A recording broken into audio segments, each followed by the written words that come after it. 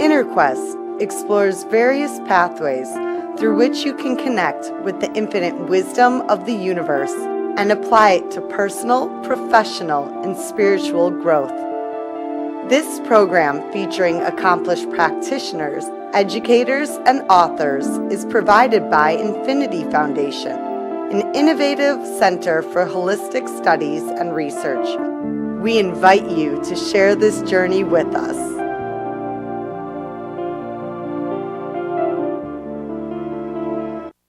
Hello, welcome to Inner Quest. My name is Jay Stone, your host for today, and our guest is Kevin Quigley. Welcome, Kevin. Well, thank you for having me. Oh, it's my pleasure. It's our honor. Well, let me tell our audience a little bit about you. Okay. Kevin was previously involved with the Cherry Pit Cafe prior to opening his own restaurant called Kevin's Place. Kevin has done extensive community work, educating and mentoring children for over 25 years. Well, what were you doing before you moved to Deerfield? Before I moved to Deerfield, I was actually an owner of a catering facility in Lake Forest, and that I had going for many years. And then I helped a gentleman that owned Midland Country Club. I helped him open up his catering. Okay. And what was your major in college? Acting and directing. Okay.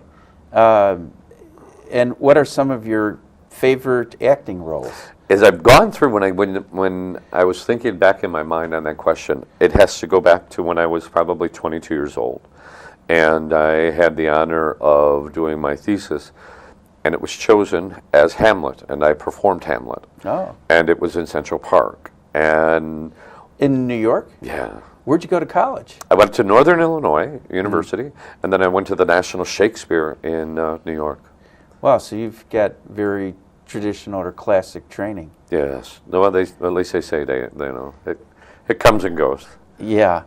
And you got a great voice. Have you ever done voiceover work? I do voiceovers, and I have in the past done voiceovers. I've done commercial work when I was in New York. A friend my age was starting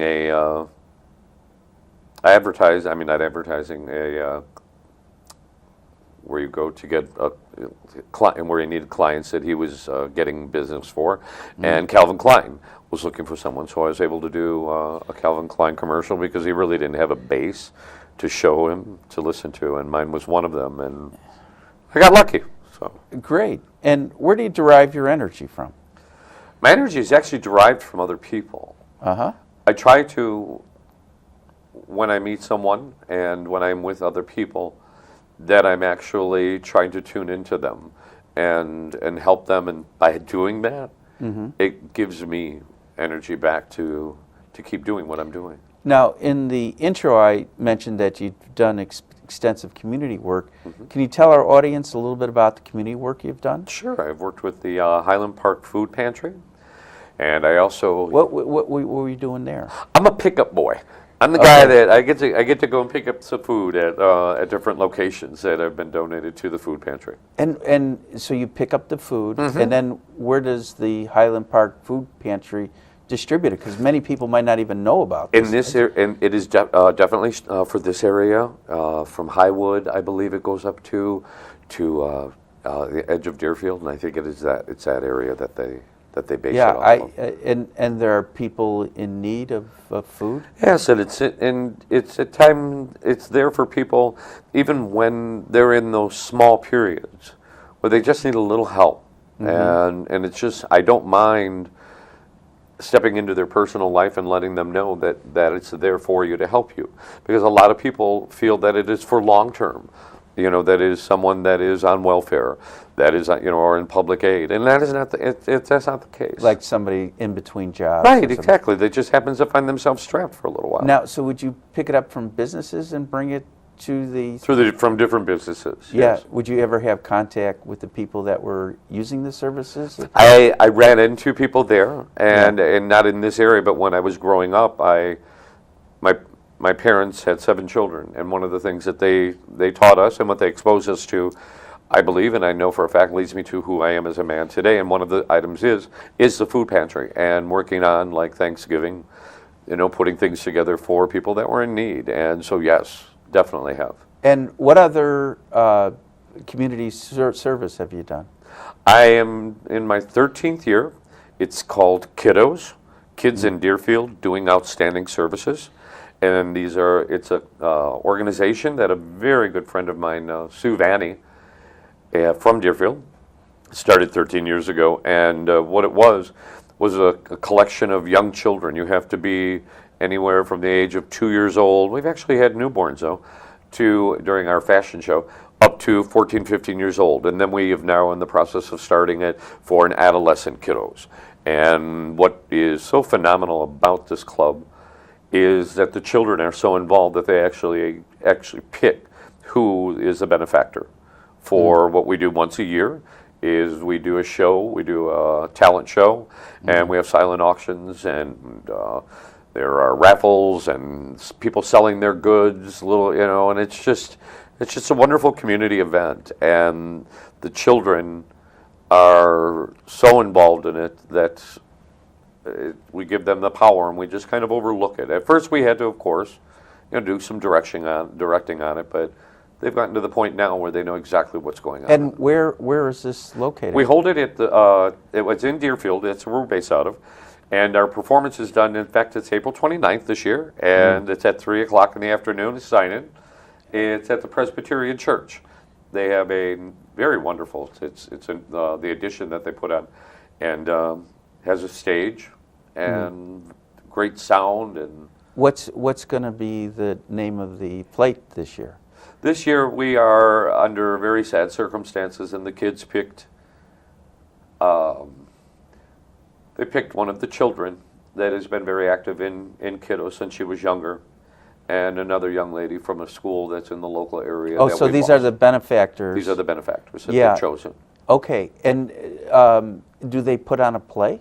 We put on a talent show. Oh, okay. We do a fashion show where the kids come out and they do their fashions, and it's children that they've come up with their own acts. And then during the week prior, I have rehearsals, and they know they get that one-on-one time with me where I'm directing them. And it's gotten, at first, during the first couple of years, they were kind of scared because it's like my voice is powerful, and they think I'm yelling at them. But now as the years have gone on, the kids have matured with me, and that they've seen me, that they know that I am there, because I'm critically looking at them because I want them to look the best. And what kind of talents do some of these We children? have vocalists. I have children that come in and sing a cappella.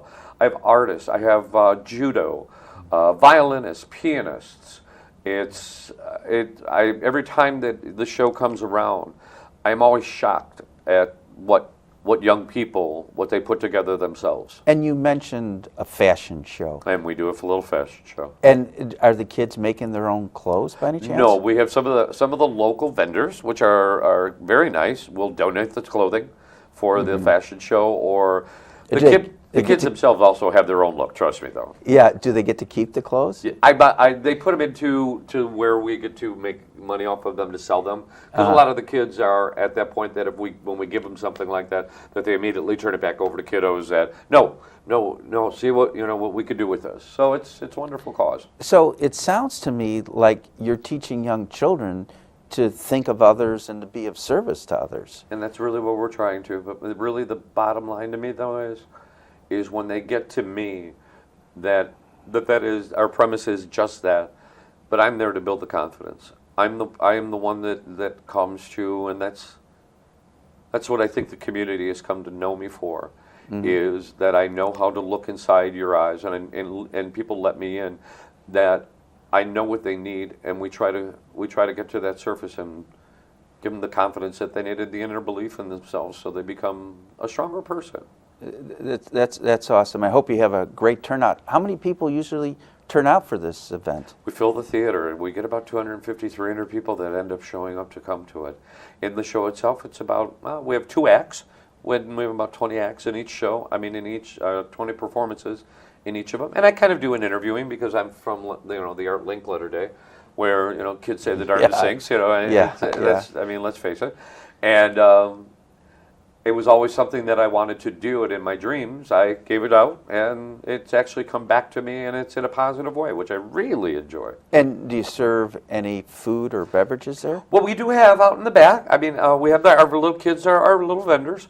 They sell goods, and they sell, because they know, they've learned now what is needed.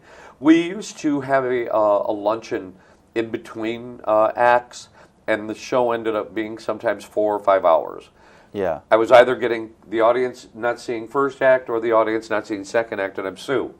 We came to the conclusion, everybody needs to see each other. That's what it's all about. So we kind of left that alone. All right. Try to end it at a good hour to get off to dinner. And April 29th. Okay. And they can contact you through the show or Infinity Foundation? Right, or? kiddoshow.com is all the information is right there for you, or they can contact me. And that's a nonprofit organization? Not-for-profit organization. And are there other kiddo show throughout the country? No. Have you franchised it yet? We're the only ones. Yeah, well, we've been blessed. We've been interviewed on all the different television stations because the kids do such great work. Our very first, and something I'm so proud of, that we knew where this was actually going to go when we put it into their hands, and they looked at us and said, you do realize there's nothing for recycling in our town, for people to drop their recycling when they're walking around. And so when I looked at each other, like, that's not even something that we would think of. And they were like, we need recycling. So they are responsible in Deerfield for having recycling bins around the entire town. Then the kids came up with that. And the kids came up with that. That was their idea. That's when we knew, no, we're letting them have it to make the decision of who the benefactor is. They have made some phenomenal decisions on who And gets how many kids are usually involved in the talent show and the whole production? We probably have close to 60, 70 children, and I mean it's been as high as 90. And we have that changeover going right now from where we're losing a lot of the younger ones, but we're working on the adolescent, and because they're trying to find out who they are also, it's kind of difficult to find out what their needs really are at this point. So. And because the show is selling out, have you thought of adding a second show?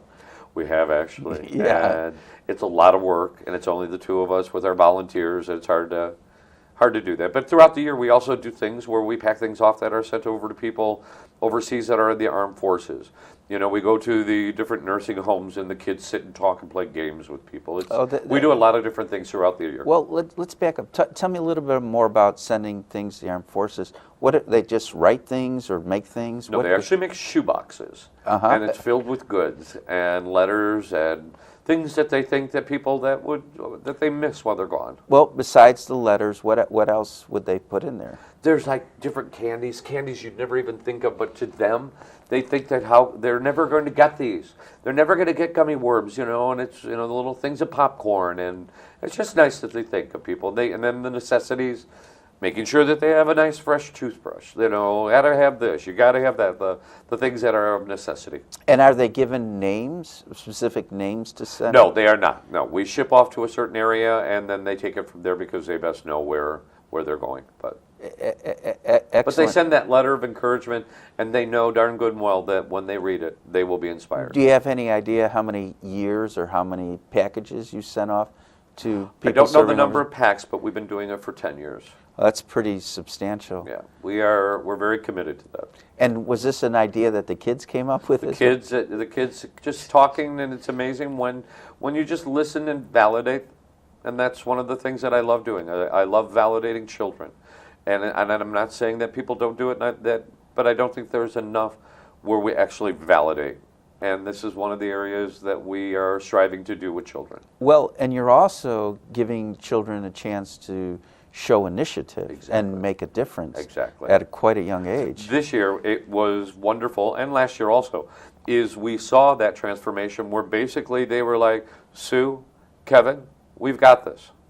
And it was nice to see that they were aggressive in their decision of, no, this is who we've decided is the benefactor. And they know exactly what they're doing now, and it's nice to see.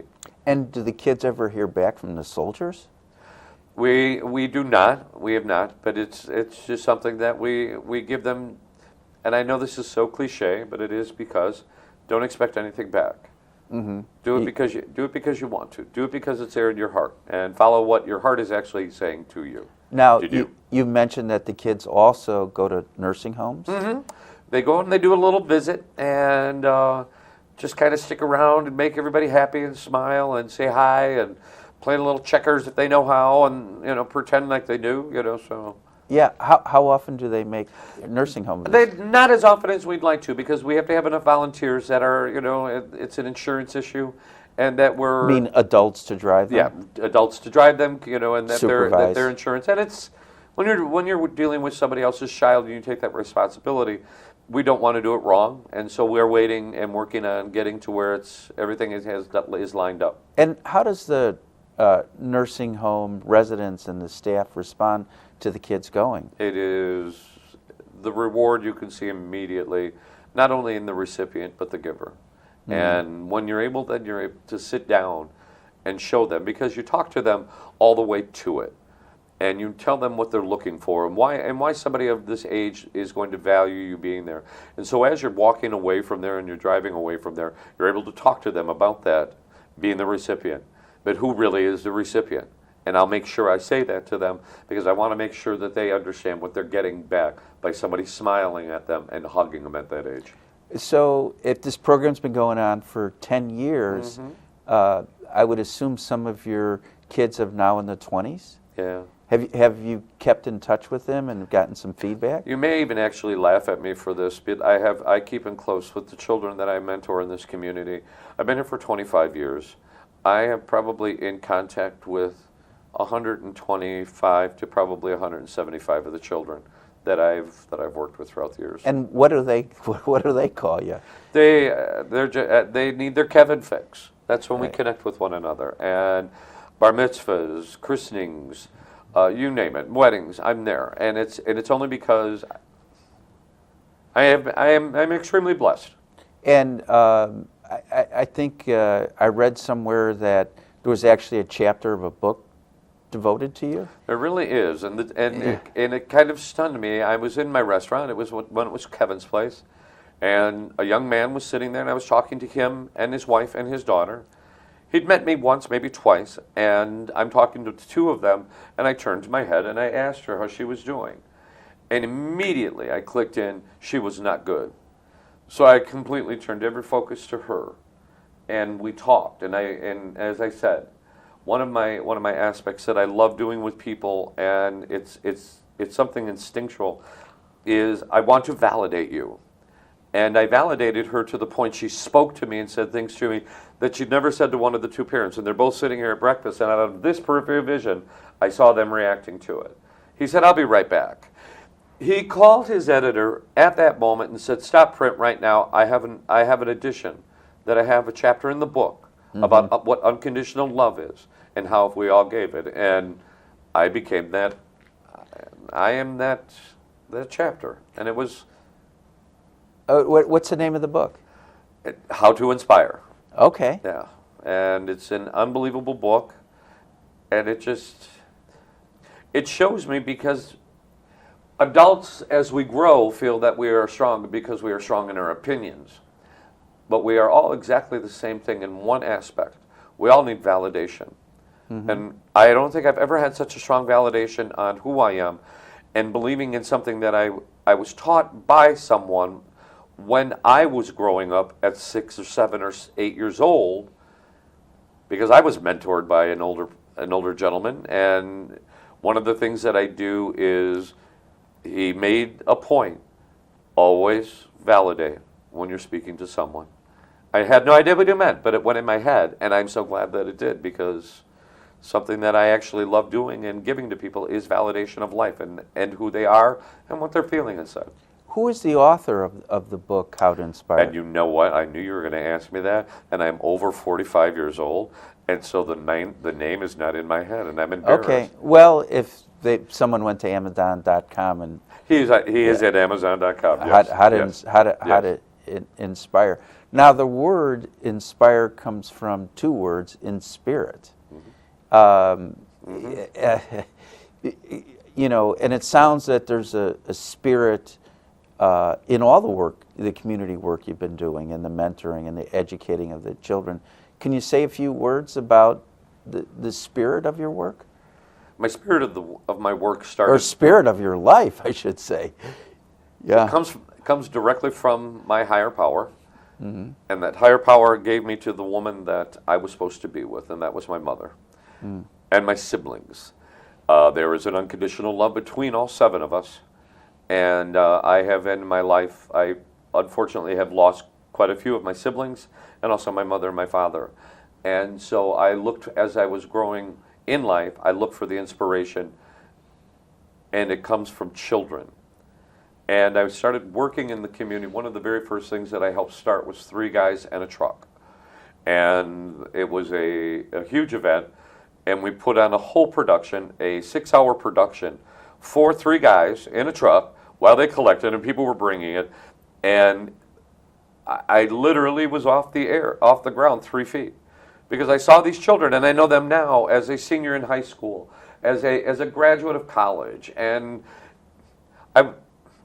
during one of their college speeches, I mean, after they were done, and they were thanking people, but most importantly, I want to thank Kevin for the person I am. Not the man that I am, but the person I am. And I'm like, what an honor. I mean, you do what you do, and you hope you make a difference in someone's life, but it's at reaching to them and that inspiration. And it comes off of other people, and that's where I'm truly, my spirit and my soul is inspired from. Now, you are a cancer survivor, if I'm correct? I am a cancer survivor. I have just learned of 6 months in a consistent row. I've been battling cancer, esophageal cancer, for 7 years. Once I have repaired, and we have beaten it within a 3-month period. It has come back to me for 7 years, and so I've been battling. I've been battling kind of hard with it. Okay, and you teach a cancer class? At the Infinity Foundation, yes, I do. Oh, okay. I do teach about empowerment.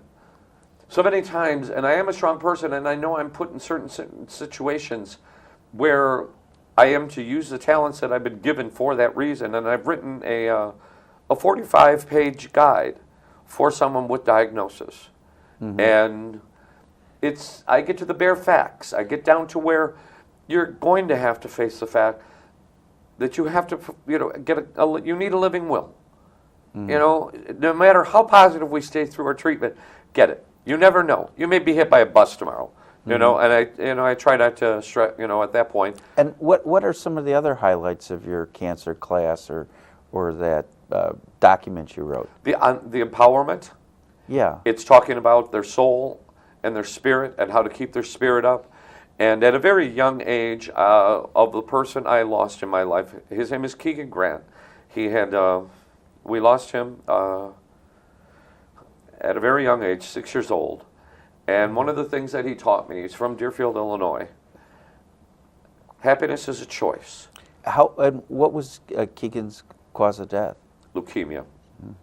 And one of the most wonderful children. And I was very close to him. And one of the things he would joke with me and and he said it to everyone, happiness is a choice. Happiness is a choice. And that's something that I try to choose to teach people in the class that I'm teaching. What a lesson or wisdom from a 6-year-old. He was more in tune with life than any of us have ever even gained in the life in the 60s and the 70s. He was outspoken with respect, and the battle that we all saw him going through. He cried one time during his entire treatment, and it was his first day, and they gave him a shot, and he said, please, just next time, just tell me when you're going to do that. That really hurt. And that was his complaining through his entire treatment. And why do you think empowerment is so important for someone with cancer? You have to believe in yourself. It is mind, body, and soul. And a lot of times we're so caught up in the fact that we have to treat our body that we forget the mind and the soul.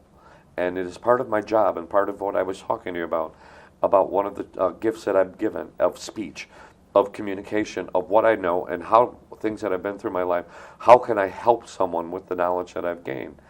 And one of them is to remember, it is your mind, your body, and your soul. I am a blessed man to be able to teach someone that talk to a close friend that knows what you're going through. Have them write down a Bible verse and put it in a pill container, so it's a pill you take. because you take very close pay close attention to the medication you're taking. Pay close attention to what you're reading in that pill, and and everyone seems to understand that. Yeah. Now, I was thinking that empowerment is important for people with cancer because cancer takes away a person's physical power. Completely. Yeah, it could take away their finances, it could make them estranged from others, take away friends and family members, finances. It's something that in each of the chapters that I go into, I'm very short on my words that I've written in this book, and just so it opens lines of communication between myself and other people that are going through diagnosis, that they're about to go into treatment for their diagnosis, and how to advocate for yourself to stay strong. Okay. You also were owner of Kevin's Place. I was. And tell our, for our audience that never went to your restaurant, tell our audience, what was your restaurant like? It was called the Cherry Pit when I first went there. I was at the Cherry Pit for 11 years. I was hired as their waiter. I was supplementing an old my Epicurean enterprise that I'd started, my catering company, and I needed to make more money during downtimes. So I was like, oh, I love waiting tables. I love people. Yeah. And I've been to New York. I'm an actor. And so it's something that I love because I love the contact with the person. I love the one-on-one with people. I had no idea. I was at the very young age, in my late 20s. So I didn't know really what was going on, but I followed what I was doing. And my car stopped in front of the Cherry Pit Cafe. They had a help wanted sign. I went in there. As soon as I walked in the walls, I knew the walls, it's a diner. It's set back in the 50s. I don't even enjoy the 50s, but when I walked in, these four walls spoke to me as your home. Mm-hmm. And through there, I developed a wonderful connection with the community back and forth. And there was a lot going on in the community going on back in the time that I was there.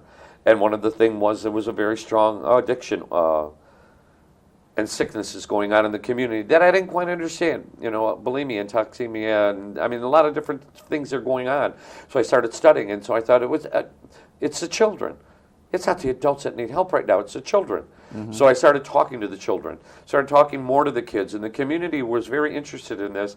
And I had a group of mothers come to me, and they said, they were talking to me about how they want their children to get more of me, but in a different kind of a situation. And I developed a class that was called Survivor Island. I knew what kind of mind I was working with, and I knew Survivor Island. It was just coming out on television, and the children were all chitting and chatting about it because I'd hear them talk about it in my restaurant. So It's like, to have our own, Survivor Island, And with Kevin, they were too excited about it, and I taught this at all of the schools in Deerfield, and as an after-school program, and I helped, and I'm so proud of this, that I helped a lot of the teachers of that time taking after-school enrichment classes from babysitting the children to actually having them walk out that door in an hour with some kind of enrichment that you've given them, words of wisdom. Let them hear this age of the 40-year-old or 50-year-old person, and let them understand what at an early age. Let them have that wisdom. It sounds awesome. I wish there was a lot more people like you. I'm getting to see. Oh, you're very kind. Yes. My siblings don't feel that way. We've got about a minute left. And so, Kevin, your restaurant closed. What was that like for you? It took away my life. It was something that was forced on me, and it's something I talk about in my cancer class here at Infinity. And it was because of the cancer? Because of my cancer, my treatment, the finances, and how I was responsible for 15 people's livelihood, and I could not do it anymore. And I also heard that people raised money to kind of... $35,000. Wow. It is an unbelievable thing. All right, I'm sorry, I got to wrap it up, but it is positive. For more information about Kevin Quigley, Infinity Foundation InterQuest Talk Show, please stay tuned to the credits at the end. Until next time, wish you good health, good fortune, and good spirits. It's been an honor to meet you. An honor.